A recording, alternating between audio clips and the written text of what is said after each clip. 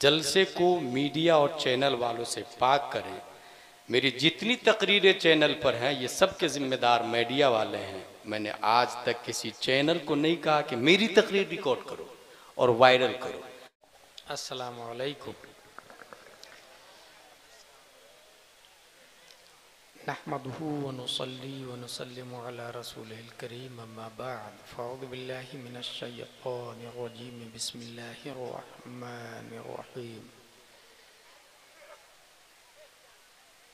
इन्न हाज़ल क़ुरआन यहदी लिल्लती हिय अक़वम सदक़ल्लाहुल अज़ीम। हुज़ूर अलैहिस्सलाम की बारगाह में दुरूद शरीफ पढ़ें। अल्लाहुम्मा सल्लि अला सय्यिदना व मौलाना मुहम्मद व आलिहि व सहबिहि बारिक वसल्लिम सलातो व सलाम अलैका या रसूलल्लाह सल्लल्लाहु अलैहि वसल्लम।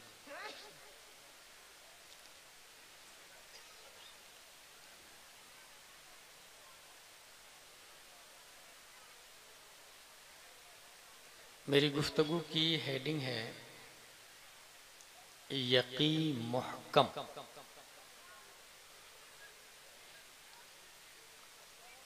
कलंदर लाहौरी ने इसकी तरफ इशारा किया।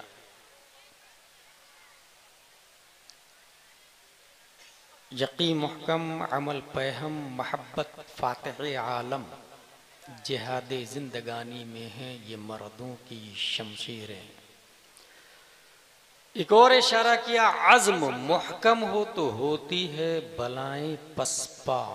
कितने तूफान पलट देता है साहिल तन्हा।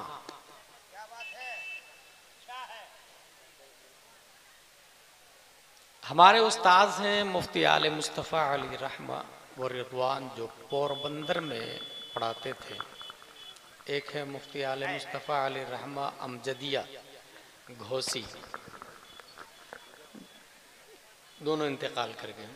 तो जो पोरबंदर वाले थे तो वो पढ़ाते पढ़ाते कभी कभी क्लास में किताब की बजाय कोई इबरत आमेज बात बताते थे। अब पूरे 40 मिनट की घंटी में वो बात बताते थे और वो नसीहत वाली घंटी पूरे महीने को घेर लेती थी। जैसे फारसी की पहली रोज़ाना पढ़ाते थे और एक दिन ये बोले जो फारसी की पहली पर अमल कर लेगा वो अल्लाह का वली बन जाएगा। कितनी बड़ी बात है। इस तरह की उनकी नसीहतें होती थी। फैजी साहब हो, हम हो, जो भी हो, जलसे रोज़ाना हो रहे हैं। कहीं तकरीर होती है और कहीं तकरीर पर तकरीर होती है। कहीं जलसा होता है और कहीं जलसे पर खिताब होता है।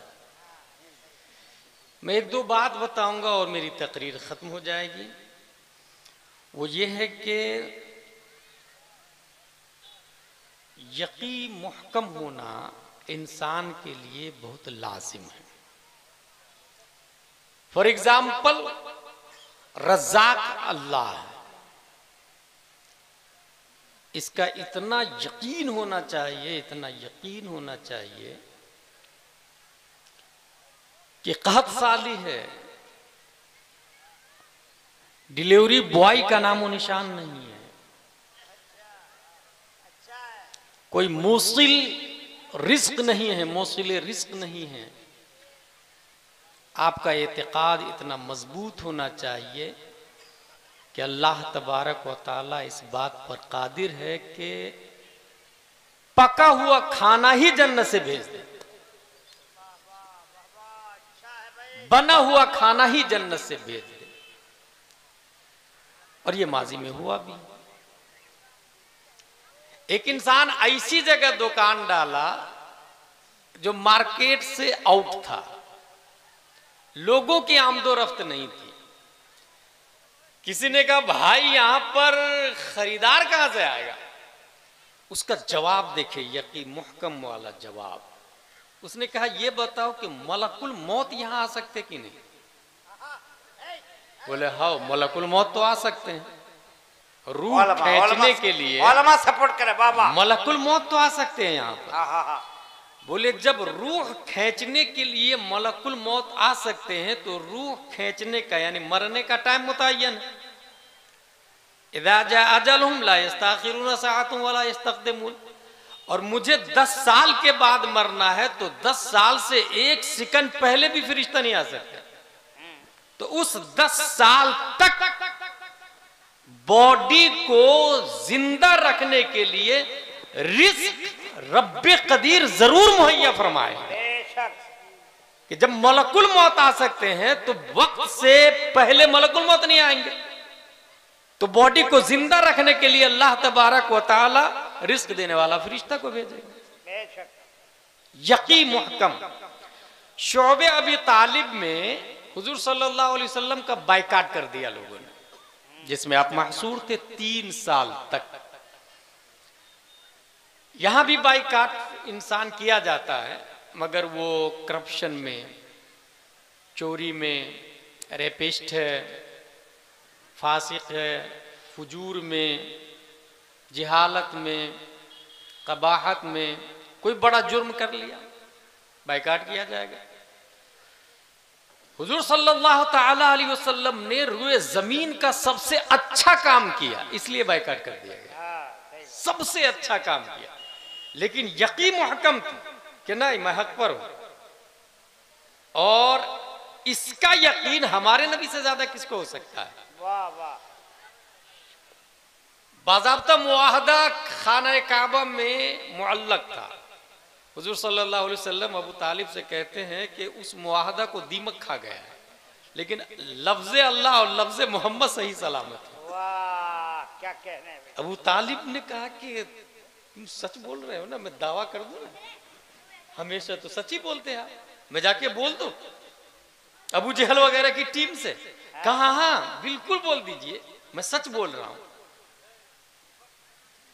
अबू तालिब ने सीधे चैलेंज कर दिया। अबू जहल एंड कंपनी जाके देखी तो यकीनन सब दीमक खा गए थे, लेकिन लफ्ज़ अल्लाह, लफ्ज़ मोहम्मद सही सलामत था। बाइकाटिंग खत्म हो गई। बाइकाटिंग खत्म होने के बाद रुए जमीन पर समझिए 8-10 लोग होंगे, बल्कि 6 लोग होंगे। हुजूर सल्लल्लाहु ताला अलैहि वसल्लम ने हज में आने वाले काफिलों के दरमियान तालीम दी कि मैं अल्लाह का रसूल हूं, मान लो मान लो मान लो। एक ग्रुप आया हुआ था मदीना शरीफ से। उस वक्त मदीना का नाम मदीना नहीं था।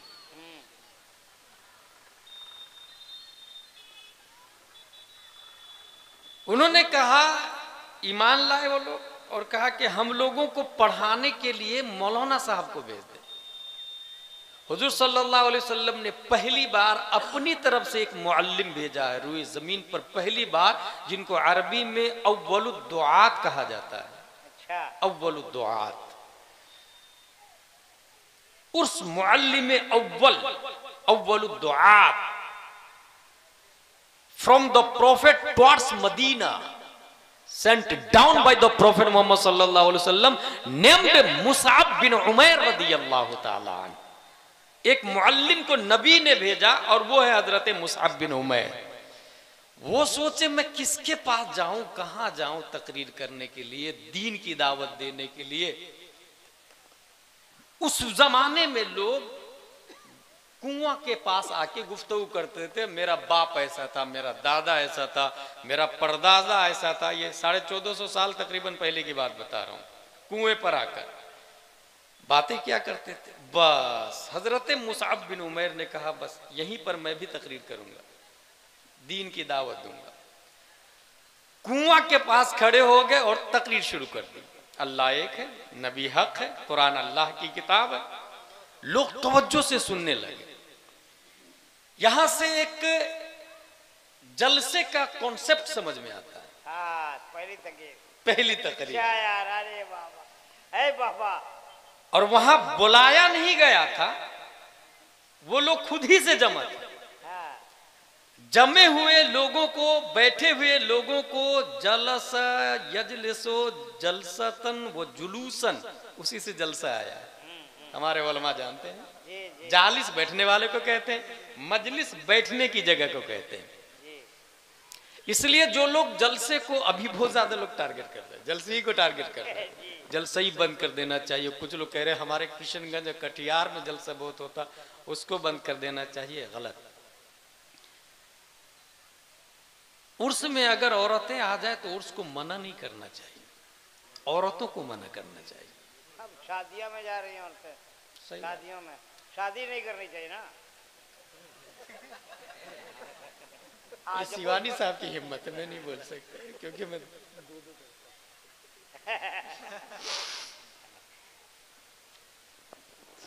उर्स में बहार शरीयत में हुजूर सदरुल शरीया अलैहि रहमा व रिज़वान ने लिखा कि अगर अच्छी जगह पर गलत चीज़ों का इख्तिलात हो तो उस चीज़ों को रोको।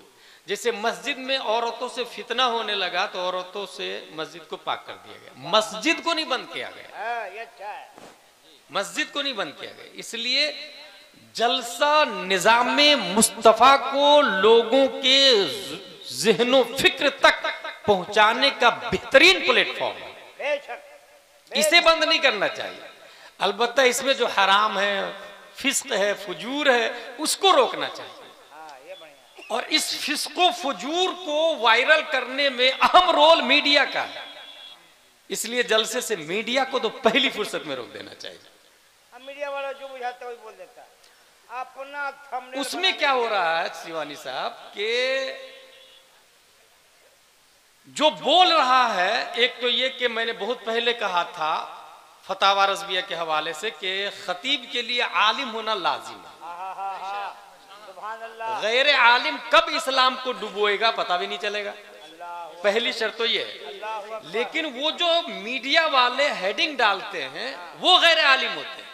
जब बोलने वाले गैर आलिम हो गए तो वो तो मीडिया वाले हैं, वो तो चैनल वाले हैं, उसे बैकग्राउंड नहीं पता होगा।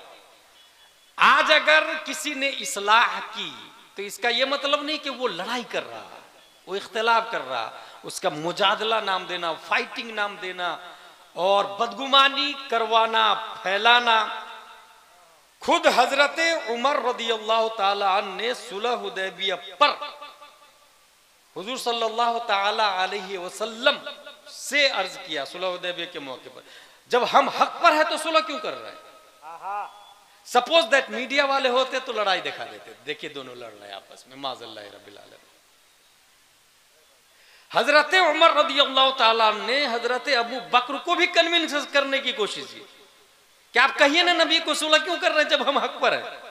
हजरत अबू बकर ने जवाब दिया, इल्तज़म बिन नबी सल्लल्लाहु अलैहि वसल्लम, उमर नबी के दामन को मजबूती से पकड़ लो, बस बोलो मत, इख्तिलाफ मत करो, नबी के दामन को मजबूती से पकड़ लो।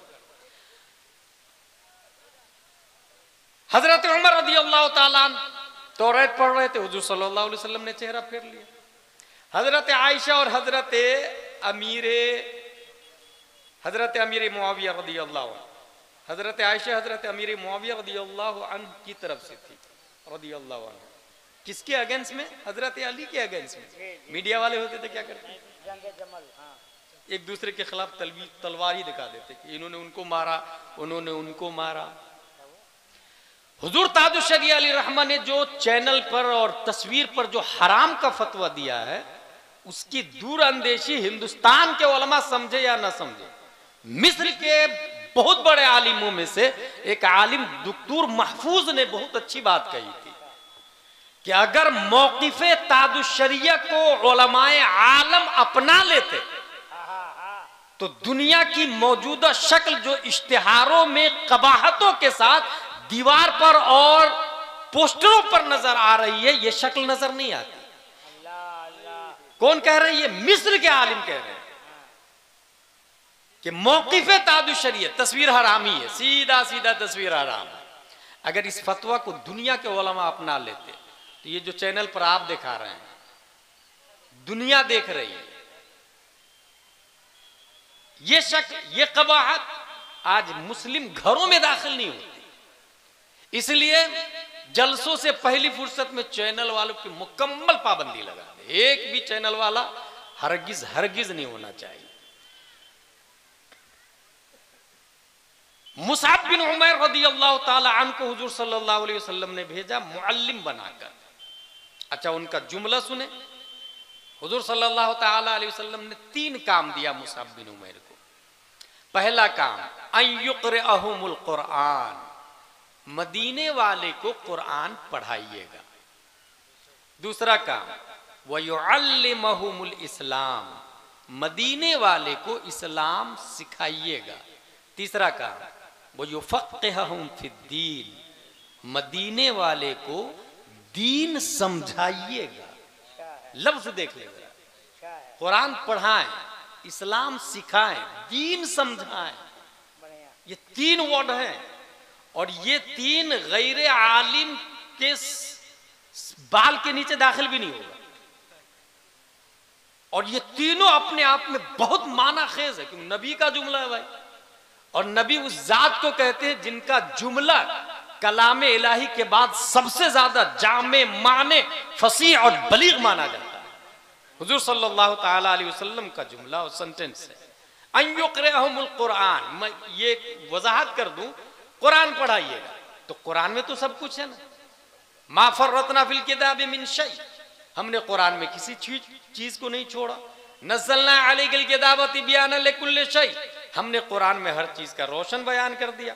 माले हादल किताब ला युगादिरु सगीरतन वला कबीरतन इल्ला अहसाहा, इस किताब को क्या हो गया, छोटी चीज को भी नहीं छोड़ती, बड़ी चीज को भी नहीं छोड़ती। तो कुरान में तो सब कुछ है। इसके बाद इस्लाम का लफ्ज क्यों आया, ये काबिल गौर है। जब कुरान में सब कुछ है तो इस्लाम सिखाइएगा, उसके बाद ये लफ्ज क्यों आया। कुरान में इस्लाम दाखिल है, बल्कि कुरान सरापा इस्लाम है। इस्लाम कुरान है, कुरान इस्लाम है। मगर ये लफ्ज नबी ने इसलिए कहा कि अन युक़रिअहुमुल कुरान, कुरान पढ़ाइएगा। तो कुरान पढ़ाने वाला और कुरान पढ़ने वाला ये दोनों काफिर हो सकते हैं। इसलिए नबी ने दूसरा जुमला कहा वयुअल्लिमुहुमुल इस्लाम, इस्लाम सिखाइएगा। कुरान पढ़ना और पढ़ाना ये सिर्फ इस्लाम नहीं है। जैसे मिस्टर गांधी कुरान पढ़ता है, काफिर लोग भी मुस्तशरिकीन बाज़ाब्ता कुरान पढ़ते हैं। यहूदियों के बहुत बड़े बड़े इदारे हैं, मदरसे, बहुत बड़े बड़े मदरसे यहूदियों के। तो कुरान पढ़ना और पढ़ाना ये इस्लाम नहीं। वरना ये दारुल उलूम देवबंद वाले, ये नदवा वाले, ये सहारनपुर वाले, ये भोपाल वाले, इन सबको मुसलमान होना चाहिए। In fact they are not believers, they are not Muslim. इसलिए नबी ने दूसरा लफ्ज वयुअल्लिमुहुमुल इस्लाम, इस्लाम सिखाइएगा। अच्छा, इस्लाम सिखाइएगा के बाद वयुफ़क़्क़िहुहुम फ़िद्दीन, दीन समझाइएगा। ये लफ्ज इसलिए आया कि इस्लाम दिखता तो है कि वो नमाज पढ़ रहा, हाँ मुस्लिम है, लेकिन वो नमाज दिखावा के लिए पढ़ रहा, बचने के लिए पढ़ रहा, बचाने के लिए पढ़ रहा। इन्नमल अमालु बिन्नियात, अमल का दारो मदार नियत पर। जलसा कराना इस्लाम से, मगर जलसे का मकसद जमाना, जमवाना, या चंदा करना, या जेब भरना, या बिल्डिंग बनाना, ये भी तो हो सकता है। इसलिए वो युफ़क़्क़िहुहुम फ़िद्दीन, दीन समझाइएगा। क्योंकि कोई भी जलसा फी नफ्सिही इबादत नहीं है। जलसा दरअसल इंसान की इस्लाह का एक जरिया है, और इस्लाह का जब एक जरिया है तो जलसे के अंदर अगर इस्लाह हुई तब तो बहुत अच्छी बात है, लेकिन इस्लाह की बजाय अगर फसाद हुआ तो बहुत बुरी बात है। और यह भी मुसल्लम कायदा है कि इस्लाह, नात शरीफ सवाब का काम। अभी हलचल शिवानी साहब बहुत अच्छी बात बता रहे थे नात शरीफ के हवाले से। नात और तकरीर में फर्क बता रहे थे शिवानी साहब कि नात सवाब का काम है, मगर इस्लाह उससे नहीं होती। उसको यूं भी कह सकते कि नात शरीफ तारीफे मुस्तफा है, लेकिन तालीम ये तकरीर है, तालीम ये तकरीर है। इसलिए मोस्टली शोरा गैर आलिम होते हैं। अच्छा, गैर आलिम तो होते ही होते हैं। बहुत सारे शोरा जींस पैंट पहनते हैं, बहुत सारे शोरा पैंट पहनते हैं, बहुत सारे शोरा नमाज नहीं पढ़ते हैं, बहुत सारे खुतबा का भी यही हाल है। इसके जिम्मेदार यकीनन वो है, इसके जिम्मेदार बुलाने वाले भी हैं। लेकिन खुसूसन जब जैसे बलियावी साहब ने स्टेज पर, फैजी साहब थे वहां पर, इन्होंने बलियावी साहब ने खड़े होकर रोका कि मजहबी जलसे का खून नहीं होने दूंगा मैं। अब अगर कोई नादान चैनल वाला ये हेडिंग डाले कि नदीम और बलियावी साहब में झगड़ा, ये नुकसानदेह हुआ कि नहीं हुआ? भाई फैजी साहब इसके मुनकिर थोड़ी। और फिर झगड़ा दिखाने से पहले ये भी देखे कि कौन आलिम है कौन गैर आलिम है। नवइयत तफक्कुह फी दीन चीजें दीगर है। इंसान जो बोल रहा है उसकी बिहाइंडिंग क्या है। अभी 5 साल पहले की एक क्लिप आई है नदीम फैजी साहब, जानते हैं कौन सी क्लिप? नदीम साहब ने किसी स्टेज पर यह कहा कि सुभान अल्लाह कहने से कितना सवाब मिलता है अल्लाह को नहीं मालूम, माज़अल्लाह रब्बिल आलमीन। बोलना कुछ और चाह रहे थे, आपको नहीं मालूम, लफ्ज वो ये निकला। मैंने चिट्ठी लिखी, मैं वुजू कर रहा था, फौरन वुजू से फारूक हुआ, चिट्ठी लिखी, स्टेज पर गया, नदीम भाई को दिखाया। वो बातें कर रहे थे, किसी ने लड़ाई दिखा दिया उसके अंदर चैनल पर कि देखो दोनों कैसे लड़ रहे हैं। ये चैनल, इसलिए कह रहा हूं मैं, पहली फुर्सत में चैनल ही पे बैंड हो जाना चाहिए। इसकी वजह से जलसे की रूह बहुत ज्यादा मजरूह हो रही है। टीआरपी के चक्कर में इज्जत को पामाल करते हैं, उलमा की इज्जत को पामाल करते हैं। बिल्कुल सही, इस्लाह करने की कोशिश, क्लास लगा दी, धुलाई कर दी, माज़अल्लाह रब्बिल आलमीन। ये ऐसी ऐसी हेडिंग डालते हैं।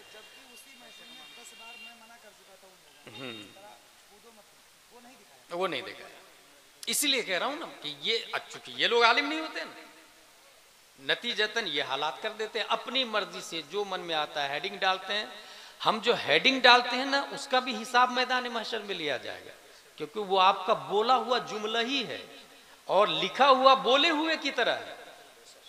तो जो आप हेडिंग डालते हैं मैदान महशर में, इसका भी देखिए हिसाब देना होगा कि तुमने ये हेडिंग क्यों डाली।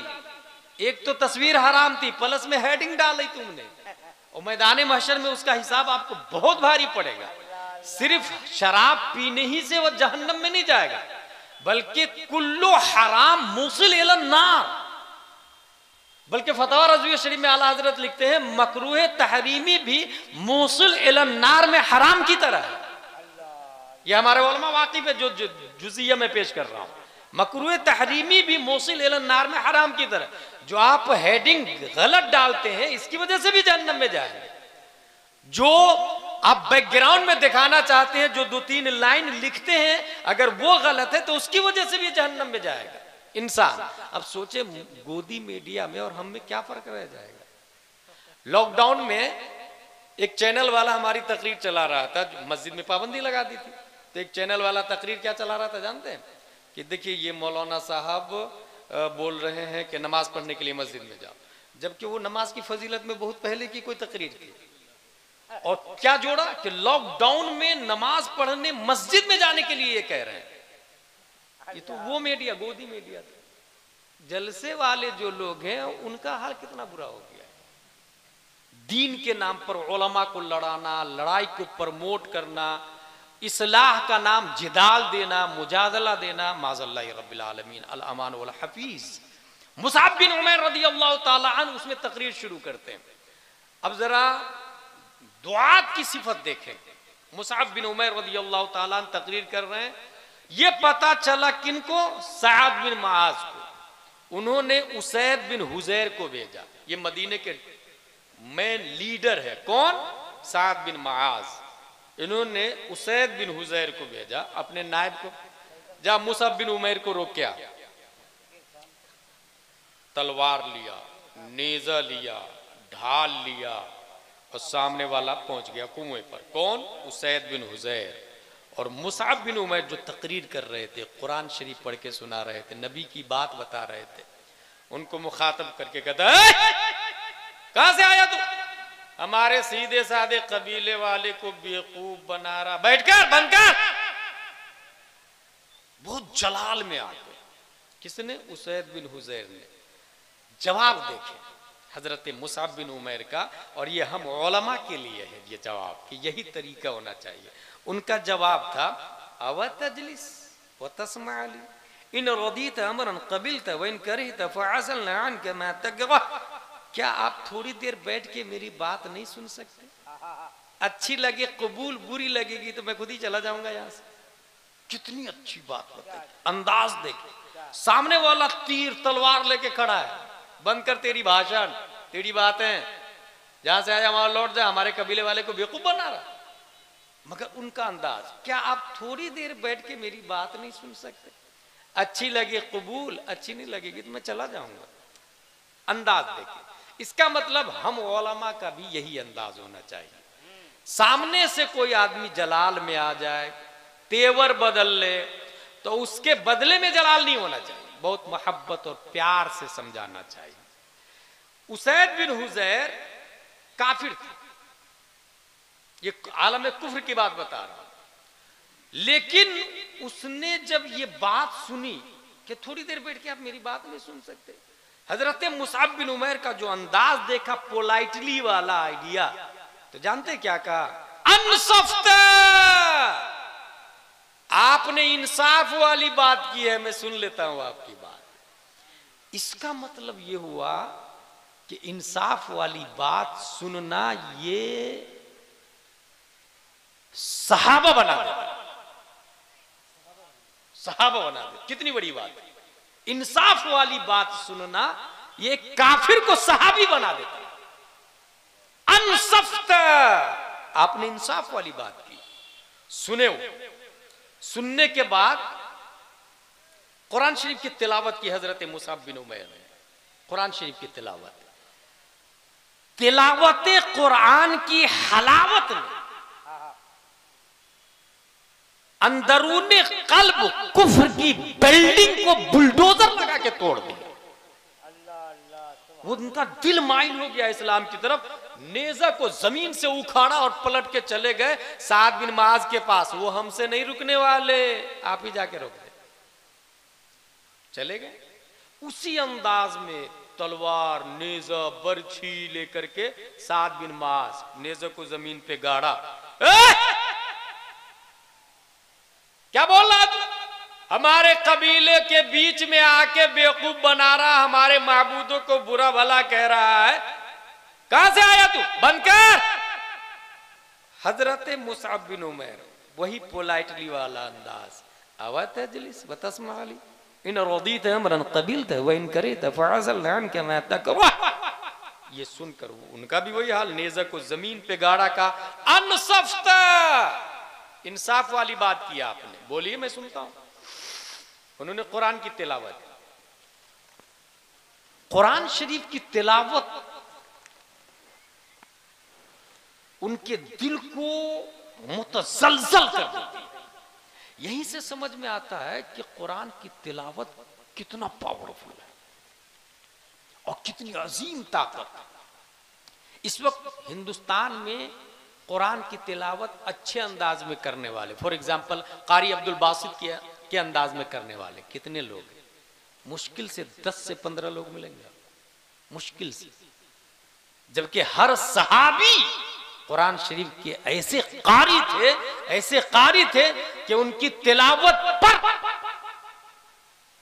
अपने तो अपने कुफारो मुशरिकीन भी दंग रह जाते थे कि वाकई में ये कलाम कलाम है और पढ़ने वाला कारी कारी। सुभान अल्लाह, सुभान अल्लाह। इसलिए जलसों में मकतब पे तवज्जो दी जाती है कि अपने बच्चे को कुरान शरीफ पढ़ने के लिए मदरसे में भेजिए, मकतब में भेजिए। इमाम साहब पर लाजिम है कि मखरज के साथ में कुरान शरीफ पढ़ाए, मखरज के साथ में। जैसे जर जुबान तालू से मिलकर कौफ अदा होता है, उसके बाद ही से काफ, बीच जुबान तालू से मिलकर जीम शीन या अदा होती है। अब जीम को कोई जे पढ़े, माना फासिद हो, कुरान की रूह के खिलाफ है। अब ये इमाम साहब अच्छे कैसे पढ़ाएंगे? जब अच्छा इमाम रखेंगे आप इमाम ही रखेंगे कमजोर, जिनको वाद का मखरज ही नहीं पता है, तो वो बच्चे को कहां से पढ़ाएंगे? अच्छा, ये कमजोर इमाम कहां से आते हैं? जब आप कहेंगे कि नहीं हम 5,000 से तनख्वाही ज्यादा नहीं देंगे, तो इमाम कमजोर नहीं आएगा। तनख्वाह इमाम की कम से कम 20,000 रुपया होनी चाहिए।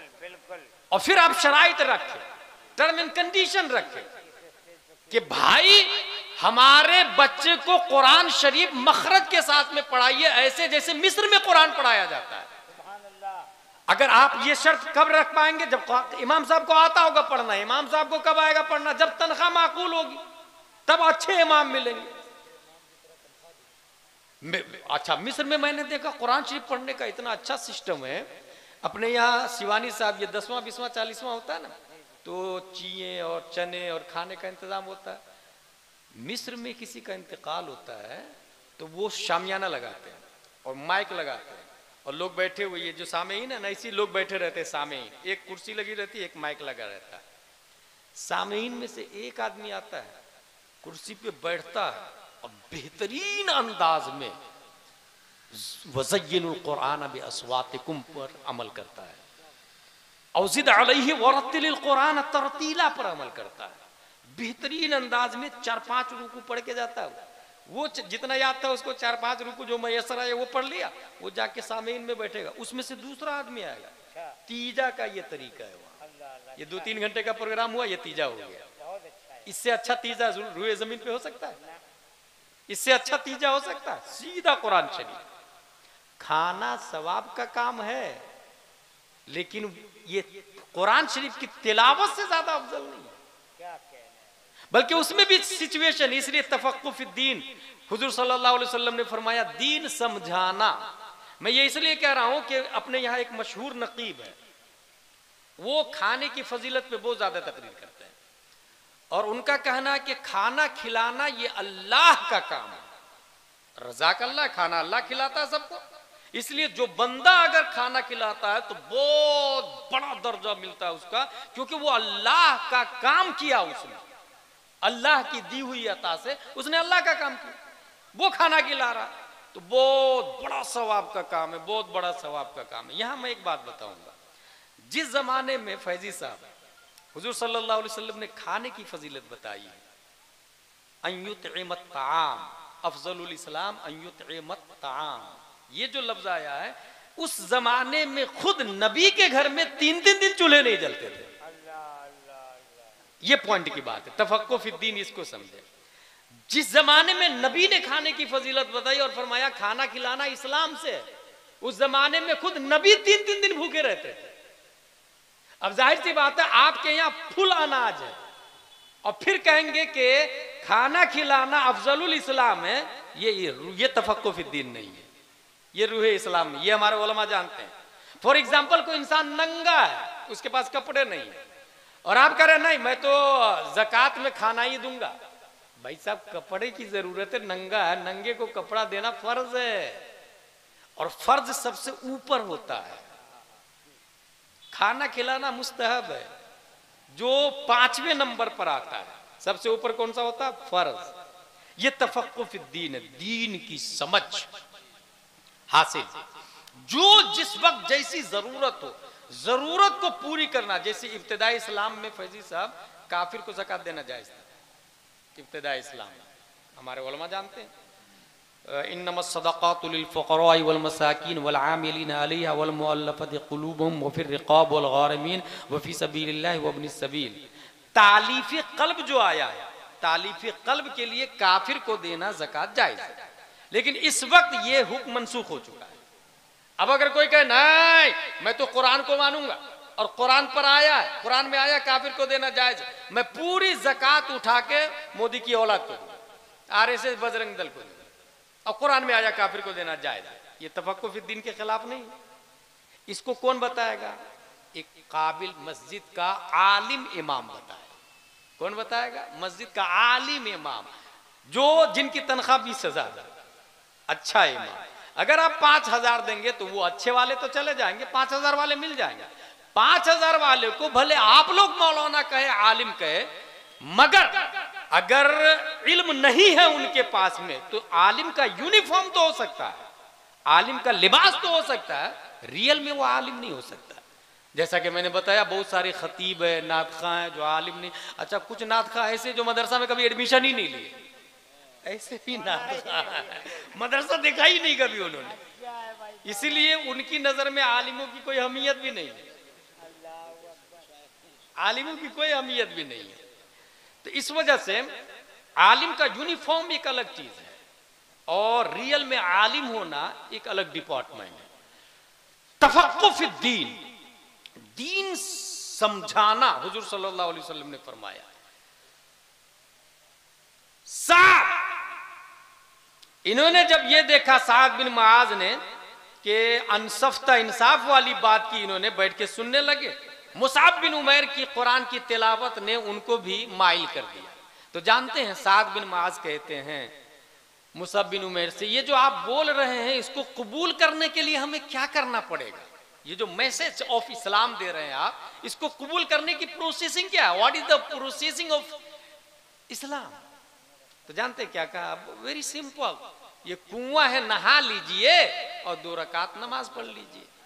कितना आसान फार्मूला बताया, नहा लीजिए और 2 रकात नमाज पढ़ लीजिए। ये नहीं कहा ज़कात, ये नहीं कहा 5 वक्त, ये नहीं कहा कि पूरा कुरान पढ़िए, वो सब तो बाद का मैटर है। पहला स्टेप, नहा लीजिए और 2 रकात पढ़ लीजिए, ये एंट्री हो गई अब आपकी। और उसके बाद में तो फिर है ही पूरा इस्लाम। वो नहाए, 2 रकात नमाज पढ़े, नेज़ा को जमीन से उखाड़ा, चले गए कहा? मदीने में।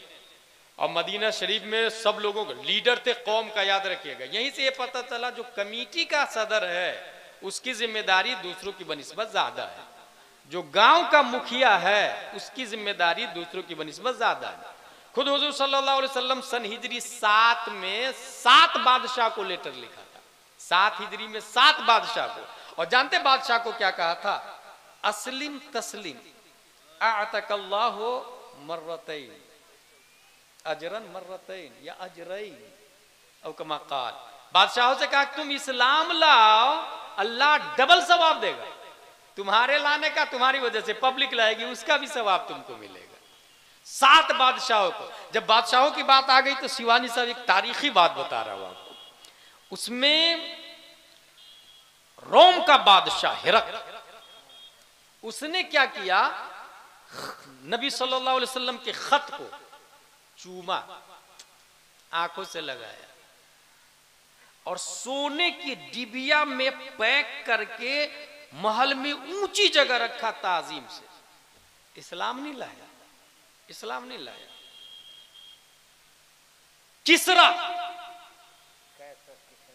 कैसर किसरा, ईरान का बादशाह किसरा, वो जब खत पढ़ा तो जलाल में आ गया, खत छीना और टुकड़े टुकड़े करके हवा में तहलील कर दिया। जानते हैं हुजूर सल्लल्लाहु अलैहि वसल्लम तक खबर पहुंची। हुजूर सल्लल्लाहु अलैहि वसल्लम का जुमला देखे, मज़्ज़क़ किताबी मज़्ज़क़ल्लाहु मुल्का, उसने मेरी किताब को फाड़ा, अल्लाह उसके मुल्क को फाड़ दे।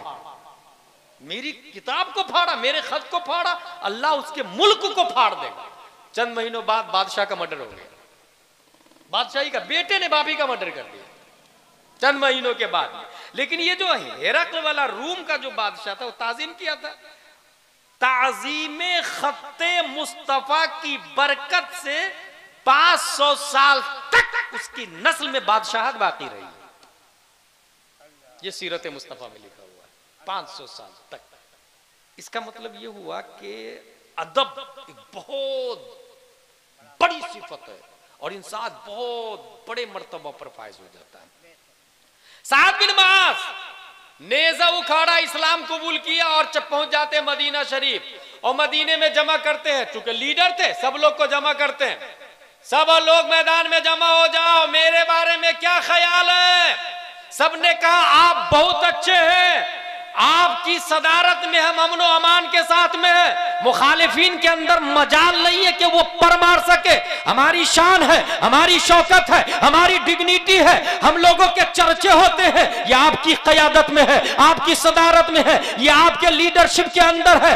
हम उस वक्त ये फरमाते हैं साद बिन मुआद, फिर सुन लो मेरी बात, तुम में से कोई मर्द, कोई औरत, कोई बूढ़ा, कोई बच्चा, कोई जवान, मैं उस वक्त तक बात नहीं करूंगा जब तक तुम लोग मुसाब बिन उमैर के मोहम्मद नबी पर और उसके रब पर ईमान नहीं ले आते। ये ऐलान सुनना था कि तारीख बताती है नबी मदीना शरीफ नहीं पहुंचे हैं। जब प्यारे मुस्तफा हिजरत करके मक्का शरीफ से मदीना शरीफ तशरीफ ले जा रहे हैं, एक तरफ मक्के वाले हैं जो नबी को कत्ल करने का प्लान कर रहे हैं, अबू जहल की टीम है जो नबी को ढूंढ रही है, अबू जहल के वफद है जो नबी को तलाश रहे हैं, दूसरी तरफ मदीने वाले हैं, प्यारे मुस्तफा मक्का छोड़ के मदीना तशरीफ ले जा रहे हैं। तारीख बताती है मदीने वाले घरों की छत पे चढ़ के, खजूर के झाड़ पे चढ़ के, दरख्तों पर चढ़ के वो रास्ता जो मक्का से मदीना आता था उस रास्ते पर तक रहे हैं कि नबी मुझको दिख जाए, सबसे पहले मैं देखूं और ऐलान कर दूं मैंने नबी को देख लिया है, मैंने नबी को देख लिया है। सब लोग मुंतजिर है, सब लोग रास्ता तक रहे हैं। वो वहां कत्ल करने का प्लान कर रहा है, मक्के वाले कत्ल करना चाह रहे हैं, मगर मदीने वाले अपनी आंखों को बिछा चुके हैं, दिल को फर्श राह बना दिए हैं। नबी आने वाले हैं, जाने आलम आने वाले हैं, रहमतुल लिल आलमीन आ रहे हैं, दुनिया के मुअल्लिम आ रहे हैं, अफजलुल खल्क आ रहे हैं, अफजलुल मुरसलीन आ रहे हैं, इमामुल अंबिया आ रहे हैं, वजह कुन फका आ रहे हैं, साहिब कुरान आ रहे हैं। अल्लाहु अकबर। अभी नबी मदीना गए नहीं थे, उसके बावजूद तकरीबन 10,000 लोग शाहराहे आम्मा पर आकर प्यारे मुस्तफा का इस्तकबाल कर रहे हैं। और जिसने देखा फौरन पढ़ना शुरू किया, तालाल बद्रो अलैना मिन सनियातिल वदाई वजब शुक्र अलैना मादा लिल्लाहि दाई। मैंने देख लिया बद्र का चांद तुलू कर गया है। तारीख बताती है नबी के जाने से पहले तकरीबन 10,000 लोग नबी की मोहब्बत में सरापा फर्शे राह जो बने हैं, ये किसी और की मेहनत नहीं, मुसाब बिन उमैर की मेहनत है। उनकी तालीम, तकरीर और तिलावत कुरान का नतीजा है कि आपके जाने से पहले हजारों दिलों में आपकी मोहब्बत पहुंच चुकी थी। इसका ये क्यों हुआ? हजरत मुसअब बिन उमैर ने जो तकरीर की, जो तबलीग की, जो तालीम की, उसके नतीजे में मदीना शरीफ रूए जमीन पर सबसे अफजल जगह बन गई।